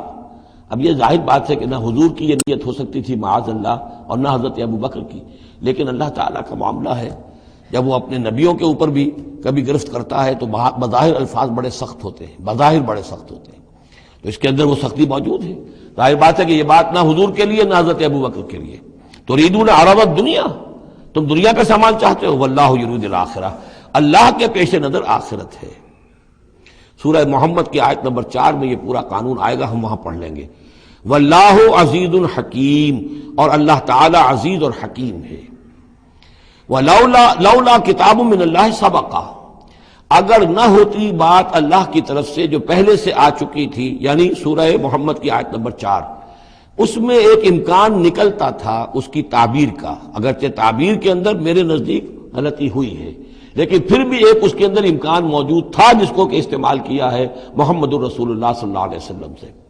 لولا کتاب من اللہ سبقہ، اگر یہ اللہ تعالیٰ کی طرف سے بات پہلے سے طے نہ ہو چکی ہوتی، لمسکم فیما اخذتم عذاب عظیم، تو جو کچھ تم نے یہ فدیہ وغیرہ لیا ہے اس پر تم پر بڑا سخت عذاب آتا۔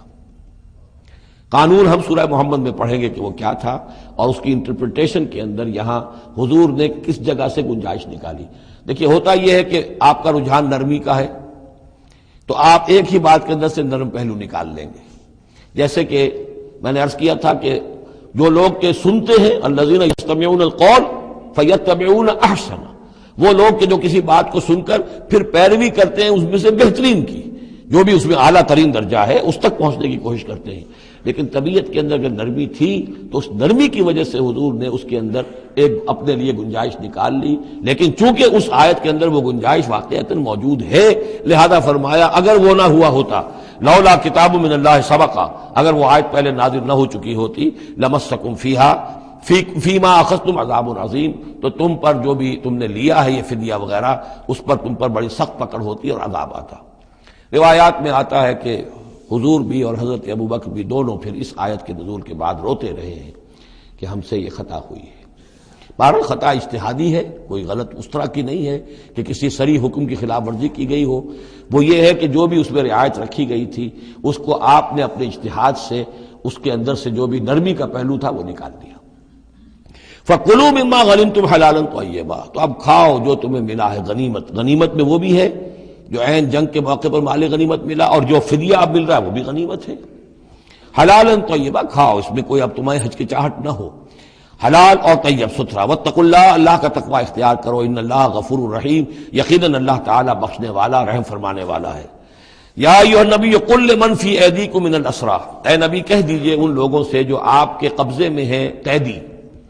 اب قیدیوں میں جان لیجئے حضرت عباس ابن عبد المطلب بھی تھے رضی اللہ عنہ، جو حضور کے چچا تھے۔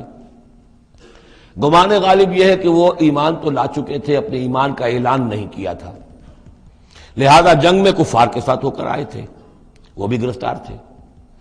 اور بھی کچھ لوگ تھے کہ جن کے بارے میں حضور جانتے تھے کہ یہ لوگ جو ہے اپنی دلی خواہش سے نہیں آئے ہیں، بلکہ یہ کہ اپنے سرداروں کے دباؤ کی وجہ سے آئے ہیں، لیکن قانون تو قانون ہے۔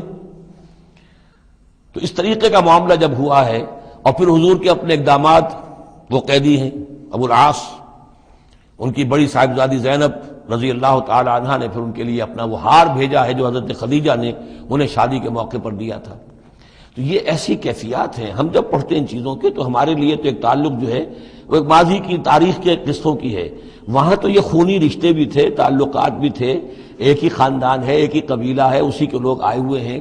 تو اب حضور کے دل میں جو ہے اس وقت سنا یہ ہے کہ جب رات کے وقت کراہ رہے تھے حضرت عباس، انہیں باندھا ہوا تھا، سخت ظاہر بات ہے قیدیوں کو جکڑا ہوا ہے رسیوں کے اندر، تو ان کے جو اتنا بند تھے کہ سخت تھے، وہ جو بند تھے جن میں بندھے ہوئے تھے کہ کرا رہے تھے، تو حضور نے کہا تمام قیدیوں کے بند ڈھیلے کر دو۔ یہ نہیں کہا کہ صرف عباس کا بند ڈھیلا کر دو، بلکہ آپ نے ان کی کراہنے کی آواز سن کر پھر آپ نے فرمایا سب کے بند ڈھیلے کرو، اتنا سخت ان کو نہ باندھو۔ تو اس طرح کا معاملہ جو ہے اس کو ذہن میں رکھیے۔ یا ایھا النبی قل لمن فی ایدیکم من الاسریٰ، کہہ دیجئے ان سے جو آپ کے ہاتھ میں اب قیدی ہیں، ان یعلم اللہ فی قلوبکم خیرا، دیکھو اگر جو کچھ تمہارے دلوں میں ہے اللہ کے علم میں ہے کہ وہ خیر ہے، یؤتکم خیرا مما اخذ منکم، تو جو کچھ تم سے اس وقت لیا گیا ہے اس سے بہتر اللہ تمہیں دے دے گا۔ یعنی یہ کہ نیت کا معاملہ تمہارا اور اللہ کے مابین ہے، ہمارا معاملہ قانون کا ہے۔ تم آئے کفار کے ساتھ جنگ کرتے ہوئے آئے ہو، پکڑے گئے ہو، اب ان میں کوئی ڈسکریمنیشن نہیں ہو سکتی۔ کوئی شخص کہے کہ نہیں صاحب میں تو مجبوراً آیا تھا، اور میں تو کسی کے کہنے میں آیا تھا، اور میں تو حقیقت میں تو اسلام لا چکا تھا، یہ بات جو ہے اب نہیں چلے گی۔ لہذا یہ ضرور ہے کہ اگر تمہارے دل میں کوئی خیر ہے، کوئی بھلائی ہے، اور اس وقت یہ کہ تم سمجھتے ہو کہ تم اس صورتحال میں مجبوراً پھنس گئے ہو اور تمہیں فدیہ ادا کرنا پڑ رہا ہے، تو اللہ تعالیٰ تمہیں اس سے کہیں زیادہ دے دے گا کہ جو آج تمہیں فدیے میں دینا پڑ رہا ہے۔ ظاہر بات ہے کہ وہاں بیویوں کو خبریں پہنچی، انہوں نے اپنے زیور بھیجے ہیں، حضرت زینب رضی اللہ تعالی عنہ نے بھی اپنا زیور بھیجا، ہار بھیجا ہے، اور حضور کی آنکھوں میں آنسو آ گئے جب آپ نے وہ ہار دیکھا، حضرت خدیجہ کا ہار رضی اللہ تعالی عنہ۔ وہ پوری زندگی جو آپ کی گزری تھی حضرت خدیجہ کے ساتھ، وہ ساری آنکھوں میں نگاہوں کے سامنے آ گئی، جو ان کی وفاداری تھی اور جو انہوں نے خدمت کی تھی، وفا شعاری کی تھی۔ تو اس کے بعد مسلمانوں سے کہا کہ یہ ماں کی یادگار تھی بیٹی کے پاس، اگر آپ لوگ اجازت دیں تو یہ اس کو واپس کر دیا جائے۔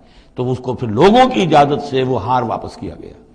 تو یہ سارے جو جذباتی معاملات تھے ان کو اچھے سے سمجھیے کہ ہم پڑھتے ہوئے ان چیزوں کو سمجھتے ہیں کہ جیسے ایک بس تاریخ کا ایک واقعہ ہے، اس کے ساتھ جو احساسات، جذبات، جو اس کے ساتھ اور فوری جو اس وقت کی کیفیات تھی، اس کا ہمارے لیے اکثر و بیشتر تو ممکن ہی نہیں کہ تصور کر سکیں۔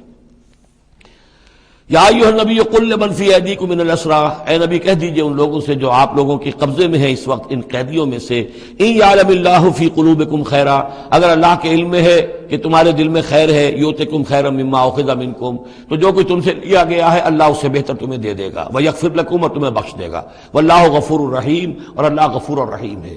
وَإِن یریدوا خیانتک، اور اگر یہ آپ سے خیانت کرنا چاہیں، جھوٹ بول رہے ہوں، جھوٹی قسمیں کھا رہے ہوں کہ ہمارے ساتھ تو معاملہ یوں ہو گیا تھا اور ایسے آ گئے تھے، فقد خانوا اللہ من قبل، تو پھر یہ پہلے اللہ سے بھی خیانتیں کرتے رہے ہیں، فامکنا منکم، اللہ تعالیٰ نے ان کو پکڑوا دیا، واللہ علیم الحکیم، اللہ حکیم اور علیم ہے۔ اب یہ یوں سمجھیے کہ کنکلوڈنگ آیات ہے سورہ مبارکہ کی، ان الذین آمنوا وہاجروا وجاہدوا باموالہم وانفسہم فی سبیل اللہ والذین آووا ونصروا اولئک بعضهم اولیاء بعض، یقیناً وہ لوگ جو ایمان لائے اور جنہوں نے ہجرت کی اور جہاد کیا اپنے اموالوں اور جانوں کے ساتھ اللہ کی راہ میں، اور وہ لوگ جنہوں نے انہیں پناہ دی اور ان کی مدد کی، اولئک بعضهم اولیاء بعض، یہ وہ لوگ ہیں کہ جو ایک دوسرے کے ساتھی ہیں، رفیق ہیں۔ یہ آپ نے بات سمجھ لی۔ اس وقت تک مسلمان معاشرہ جو ہے یہ دو حصوں میں علیحدہ علیحدہ منقسم تھا، مہاجرین، انصار۔ اگرچہ مہاجرین اور انصار کو بھائی بھائی بنایا جا چکا تھا، لیکن ظاہر بات ہے کہ صرف اس طرح کے تعلق سے وہ پورا جو قبائلی نظام جو ہے وہ ایک دم تو تلپٹ نہیں ہو جاتا۔ تو اس وقت تک یہ صورتحال بھی یہ ہے کہ جو پہلے جو 8 مہمیں حضور نے بھیجی ہیں اس میں کسی انصاری کو شریک نہیں کیا، وہ ایکسکلوسیولی مہاجر فینومینن تھا۔ جنگ بدر میں پہلی مرتبہ جو ہے انصار شریک ہوئے ہیں، ورنہ پہلے صرف مہاجرین تھے۔ لہذا وہ پہلی آیت جو ہے ان الذین آمنوا، وہ لوگ جو ایمان لائے، وہاجروا، انہوں نے مکے سے ہجرت کی، مدینے آ گئے، جاہدوا باموالہم وانفسہم فی سبیل اللہ، اور انصار مدینہ تو اب جہاد میں شریک ہوئے ہیں۔ یہ 1.5 سال سے اس جہاد میں پہلے سے چلے آ رہے ہیں کہ پوری 8 مہمیں جو پہلے کی ہیں وہ ایکسکلوسیو جو ہیں وہ صرف مہاجرین نے کی ہیں۔ وجاہدوا باموالہم وانفسہم فی سبیل اللہ، یہ ایک طبقہ ہو گیا، ایک جماعت ہو گئی۔ والذین آووا، اور انصار کی شان کیا ہے؟ انہوں نے انہیں جگہ دی، پناہ دی، اپنے گھر تقسیم کر دیے، اپنی دکانیں تقسیم کر دی، اور اس طریقے سے مسلمانوں کے لیے اپنے دلوں میں بھی اور اپنے گھروں میں بھی پوری جگہ پیدا کی۔ اولئک بعضهم اولیاء بعض، انہوں نے مدد بھی کی، یہ سب ایک دوسرے کے ساتھی ہیں۔ والذین آمنوا ولم یہاجروا، اور وہ لوگ کہ جو ایمان لائے لیکن ہجرت نہیں کی، ما لکم من ولایتہم من شیء، تمہارا ان کے ساتھ اب کوئی تعلق نہیں۔ آگے چل کر سورہ نساء میں جو بعد میں نازل ہوئی ہیں، پڑھ چکے ہیں ہم پہلے، ان میں تو یہ ہے کہ وہ کافر اور منافق قرار دیا گیا، ان کے ساتھ وہی سلوک کرو جو کافروں کے ساتھ ہے، انہیں پکڑو اور قتل کرو، الا یہ کہ کسی ایسی قبیلے سے ہوں جن کے ساتھ تمہارا معاہدہ ہو، وہ پورا قانون وہاں آ گیا ہے۔ لیکن یہاں بھی پہلی بات بتا دی گئی، اب کوئی ولایت باہمی تمہاری ان کے ساتھ نہیں ہے۔ یعنی فرض کیجئے کوئی شخص کہتا ہے میں تو ایمان لا چکا تھا، مجبوراً آئے تھے لیکن ہجرت کیوں نہیں کی؟ جب ہجرت نہیں کی تو اب تمہارا شمار ہوگا انہی لوگوں کے ساتھ جن کے ساتھ تم جنگ کر کے آئے ہو۔ تم یہ نہیں کہہ سکتے کہ میرا تعلق جو ہے اہل ایمان سے شمار کیا جانا چاہیے۔ والذین آمنوا ولم یہاجروا ما لکم من ولایتہم من شیء، تو کوئی تمہاری ان سے رفاقت نہیں ہے، کوئی تعلق نہیں ہے، کوئی عہد نہیں ہے، کوئی قول و قرار نہیں ہے۔ یہ آیت بھی معلوم ہوتا ہے کہ انہی جو اسیر تھے غزوہ بدر کے، انہی کی طرف اصل میں روح سخن ہے۔ حتیٰ یہاجروا، جب تک کہ وہ ہجرت نہ کریں، ہاں واپس جائیں، فدیہ دے کر جائیں، پھر ہجرت کر کے آ جائیں تو ٹھیک ہے، پھر وہ مسلمانوں میں سے ہوں گے، تمہارے بھائی ہوں گے، تمہارے حمایتی ہوں گے اور تم ان کے حمایت کرو گے۔ وَإِنِ اسْتَنصَرُوكُمْ فِي الدِّينِ، اور وہ لوگ کہ جو ایمان تو لائے لیکن ہجرت نہیں کی، اپنے اپنے قبیلوں میں رہے یا مکے میں رہے، اگر وہ تم سے مدد مانگے دین میں، فَعَلَيْكُمُ النَّصْرُ، تو اے مسلمانوں تم پر واجب ہے ان کی مدد کرنا، إِلَّا عَلَىٰ قَوْمٍ بَيْنَكُمْ وَبَيْنَهُم مِّيثَاقٌ، سوائے اس کے کہ وہ کسی ایسی قوم سے تعلق رکھتے ہوں کہ جن کے اور تمہارے درمیان کوئی معاہدہ ہے۔ اگر کوئی قبیلہ ہے کہ جس کے ساتھ حضور نے معاہدہ کیا ہوا ہے صلح کا، اور وہاں کوئی مسلمان ہے اور وہ ہجرت تو کر نہیں رہا، وہاں سے وہ مدد کی درخواست کرتا ہے کہ میری مدد کی جائے، تو اس کے خلاف اس کی مدد نہیں کی جائے گی، اس لیے کہ قوم کے ساتھ معاہدہ ہے۔ واللہ بما تعملون بصیر، اور جو کچھ تم کر رہے ہو اللہ اسے دیکھ رہا ہے۔ والذین کفروا بعضهم اولیاء بعض، اور وہ لوگ جنہوں نے کفر کیا وہ ایک دوسرے کے ساتھی ہیں، ایک دوسرے کے حمایتی ہیں، ایک دوسرے کے پشت پناہ ہیں۔ عرب قبائلی معاشرے کے اندر یہ جو ولایت کا معاملہ ہوتا تھا، اس میں پھر یہ ذمہ داریاں بھی آتی تھیں۔ کسی کے اوپر تاوان پڑ گیا ہے تو جو اس کے ولی ہیں، جو اس کے حلیف ہیں، ان کو بھی تاوان میں سے حصہ بھی دینا پڑتا تھا۔ کوئی قیدی ہو گیا ہے، اسے کوئی فدیہ دینا ہے، تو جو اس کے حلیف ہیں، جب اس کے گھر والے بھی وہ فدیے کے لیے رقم جمع کریں گے تو وہ حلیف بھی اس کے اندر اپنا حصہ ڈالیں گے۔ تو یہ تو معاشرے کے اندر جو قبائلی معاشرہ ہوتا ہے یہ چیزیں ہوتی ہیں۔ تو یہاں فرما دیا گیا جو کافر ہیں وہ ایک دوسرے کے حلیف ہیں، جو اہل ایمان ہیں وہ ایک دوسرے کے حلیف ہیں، لیکن اہل ایمان میں سے جو ہجرت نہیں کرتے وہ اہل ایمان کے حلیف نہیں ہیں، بلکہ وہ تو انہی کافروں کے ساتھ شمار ہوگا ان کا جن کے ہاں وہ رہ رہے ہیں۔ البتہ یہ کہ اگر وہ مدد طلب کریں تمہیں مدد کرنی ہوگی، بشرطے کہ ان کے قبیلے سے تمہارا کوئی معاہدہ نہ ہو۔ الا تفعلوه، اگر تم ان چیزوں کو پابندی نہ کرو۔ ایک مسلمان ہے، وہاں سے اس نے خط لکھ دیا ہے کہ مجھے یہاں ستایا جا رہا ہے، حالانکہ اس قبیلے سے آپ کا معاہدہ اور آپ چڑھ دوڑے اس قبیلے کے اوپر، تو یہ معاملہ نہیں چلے گا دنیا کے اندر۔ ہر چیز کا ایک قاعدہ ہے، قانون ہے، اسے وہاں سے ہجرت کرنی چاہیے، یا ہجرت نہیں کر رہا ہے تو تکلیف جھیلنی چاہیے، برداشت کرنی چاہیے۔ مسلمان مدد نہیں کر سکتے چونکہ اس کے قبیلے سے مسلمانوں کا معاہدہ ہے۔ الا تفعلوه، اگر یہ قواعد و ضوابط پیش نظر نہیں رکھو گے، ان کی پابندی نہیں کرو گے، تکن فتنۃ، تو پھر تو یہ ہے کہ فساد برپا ہو جائے گا، فتنہ پھیلے گا، فی الارض و فساد کبیر، اور بہت بڑی جو ہے بدامنی ہو جائے گی۔ اب وہ آیت آگے جس کا میں نے ذکر کیا تھا، والذین آمنوا وہاجروا وجاہدوا فی سبیل اللہ والذین آووا ونصروا اولئک هم المؤمنون حقا۔ اب ان دو طبقات کو جمع کر دیا گیا، والذین آمنوا وہاجروا وجاہدوا فی سبیل اللہ والذین آووا ونصروا، ویسے یہ کہ وہ لوگ جو ایمان لائے اور جنہوں نے ہجرت کی اور جنہوں نے جہاد کیا اللہ کی راہ میں، یعنی یہ مہاجرین، والذین آووا، اور وہ انصار مدینہ جنہوں نے انہیں پناہ دی، انہیں جگہ دی، انہیں اکوموڈیٹ کیا، والذین آووا ونصروا، اور نصرت کی، اولئک هم المؤمنون حقا لهم مغفرۃ ورزق کریم، ان کے لیے مغفرت ہے اور رزق کریم ہے۔ تو مومن حقیقی کی تعریف یہاں پر جو آئی ہے دو حصوں میں بٹ کر، وہ میں چاہتا ہوں کہ پھر اچھی طریقے سے آپ سمجھ لیں، انتہائی اہم بات ہے یہ۔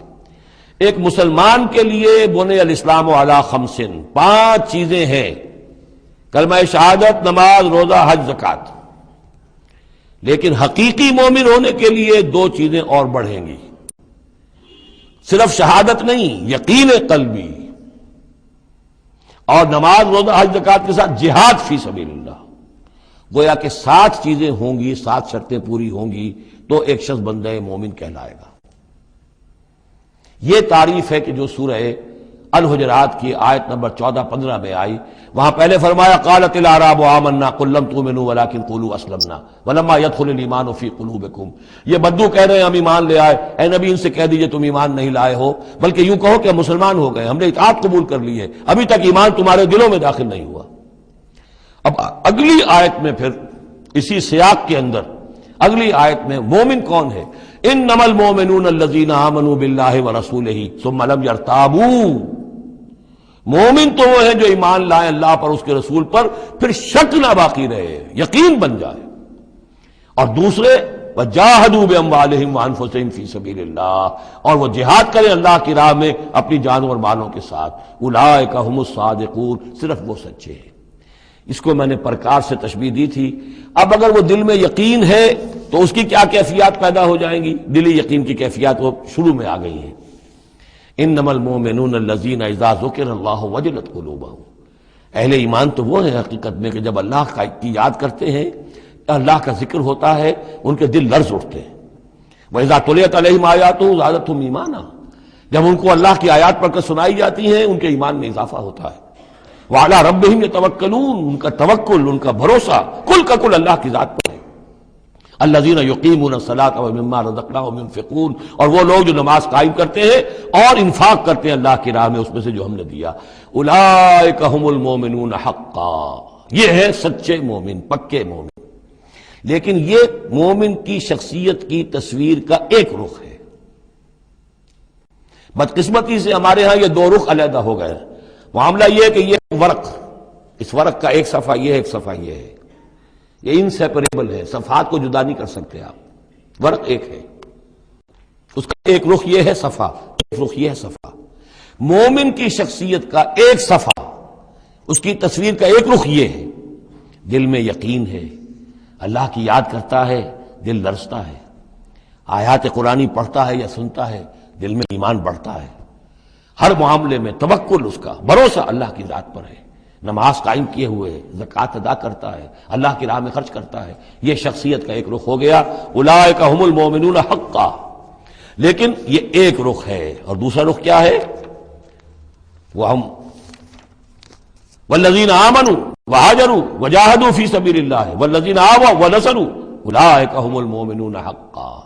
اور وہ لوگ جو ایمان لائے، جنہوں نے ہجرت کی، جنہوں نے جہاد کیا اللہ کی راہ میں، اور وہ لوگ جنہوں نے انہیں جگہ دی، پناہ دی اور ان کی مدد کی، یہ ہیں مومن سچے۔ تو تصویر کے ان دونوں رخوں کو جوڑیے، یہ ہے اصل میں جو آج کی ضرورت ہے۔ صحابہ کرام کی شخصیتوں میں یہ دونوں رخ تھے۔ جیسے سوال آیا ہمارے ہاں، اڑائے کچھ ورق لالے نے، کچھ نرگس نے، کچھ گل نے، چمن میں ہر طرف بکھری ہوئی ہے داستاں میری، دین کے حصے بکھرے ہو گئے۔ کوئی حلقے ذکر کے ہیں تو ان کو جہاد وغیرہ سے کوئی غرض نہیں، کوئی جہادی تحریکیں ہیں تو ان کے اندر جو ہے وہ دوسری کیفیات نہیں۔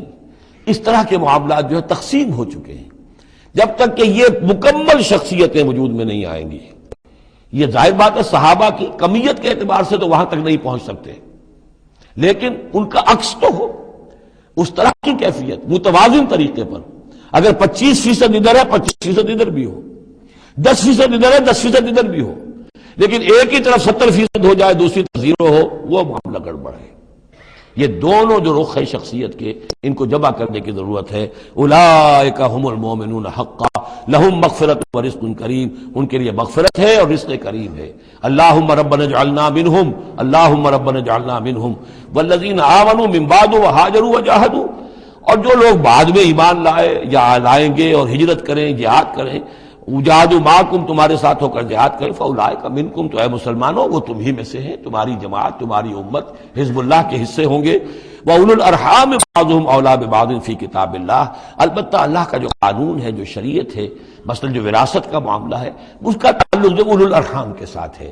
یہ جو بھائی چارہ تھا اس کے بنا پر وراثت نہیں ہے، وراثت ہوگی وہی جو رحمی رشتے ہیں جن کے بنا پر کہ وراثت کا قانون بنا دیا گیا. اولو الارحام بعضهم اولی ببعض فی کتاب اللہ. اللہ کی شریعت کے ضابطے کے قانون میں بہرحال جو رحمی رشتے ہیں وہ یقیناً مقدم ہیں. ان اللہ بکل شیء علیم. یقیناً اللہ تعالی ہر چیز کا علم رکھتا ہے. بارک اللہ لی ولکم فی القرآن العظیم ونفعنی وإیاکم بالآیات والذکر الحکیم.